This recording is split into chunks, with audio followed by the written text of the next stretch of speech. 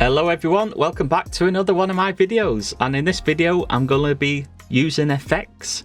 So I'm going to be talking about all the different types of effects and things and how to use them, and basically how they help to get a better mix, a better sound on your song. We left off with this little 4 instrument song. It's only 4 bars, but we did a little mix of it, and I'll play it again so you can get that catchy song stuck in your head one more time.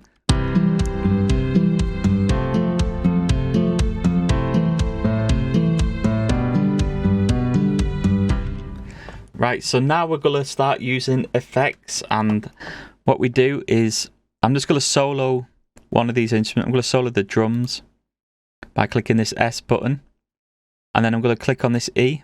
This opens up this instrument effects chain. So inserts are basically your effects. You can put effects on by using this in the middle as well, but I'm not going to use that in this video. That's a quick way of adding effects like gates and compressors and EQs and saturation and stuff like that. This also comes with an equalizer built in. And again, I'm not going to be using this. I'm going to be using one that comes with Cubase, but we're going to add it as an insert. Right, so to add an effect, you basically just click on this arrow here on this inserts chain. And don't forget, I'm on the drums channel. So any effects that I put on here will only affect the drums channel. So let's click on it. Some effects come with Cubase, others you're going to have to purchase and download.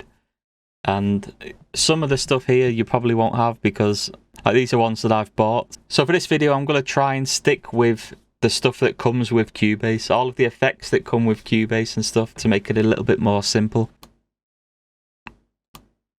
So let's start with adding an EQ. I'm going to click on the EQ section, and I'm just going to add in frequency.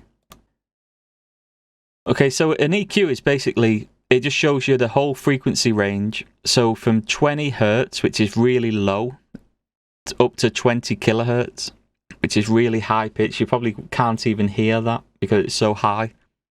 I think the human ear typically goes to about 12 or 15 kilohertz. I know my hearing can't hear anything more than 10 because I have quite bad ears. Again, this is 0 dB in the center.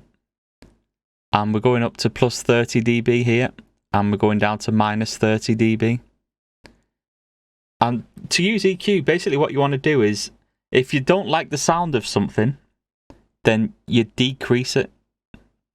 If you like the sound of something, you increase it. That's a really good rule of thumb if you're just starting out with EQing. So as I press play here, I'm just going to listen to it. So as you can see, we've got a load of bass here. This is the bass area. A kick drum coming through. And we've got a few toms hitting around here. And we've got a little bit of a high end up there. So I'm just going to use this as an example. I'm going to drag around and you can hear what it's going to sound like. So if I cut, I'm cutting out bass frequencies. If I boost, I'm boosting the bass frequencies. Same with high end.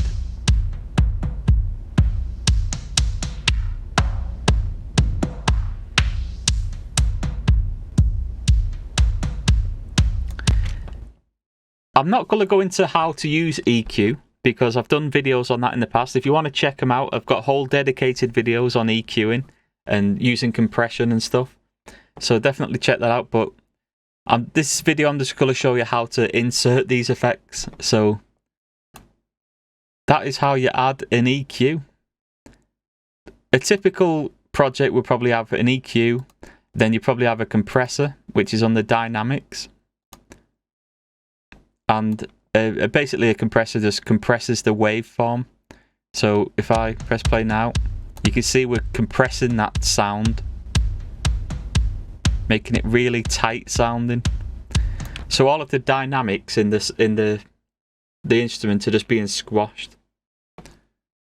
And that basically helps us to control dynamics a lot more in the mix. So it's a useful tool to have, a compressor. Again, I've done videos on compressors in the past, so definitely go check them out.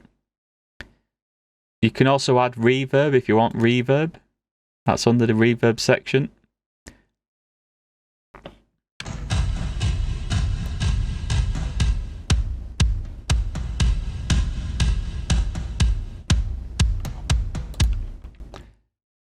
You can also delete these by just clicking on the arrow again and then clicking no effect.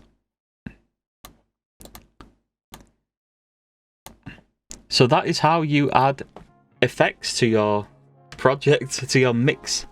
And I hope this has helped. If this has helped in any way, then let me know in the comments below. And also subscribe for more of my videos.